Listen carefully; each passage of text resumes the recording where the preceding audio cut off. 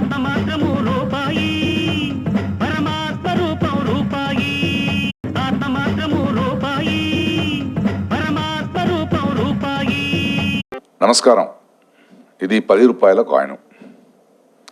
ఇది దాదాపు 5,000 కోట్ల కాయిన్స్ ఇప్పుడు బ్యాంకులో ఉంది.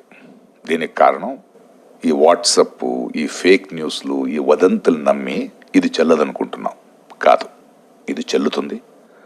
ఆర్బీఐ ప్రకటన ఇచ్చిన తర్వాత కూడా దీన్ని మనం ఒప్పుకోకపోతే, ఎవరైనా ఒప్పుకోకపోతే అది ఆర్థిక నేరం అవుద్ది. 3 సంవత్సరాల జైలు ఉంది.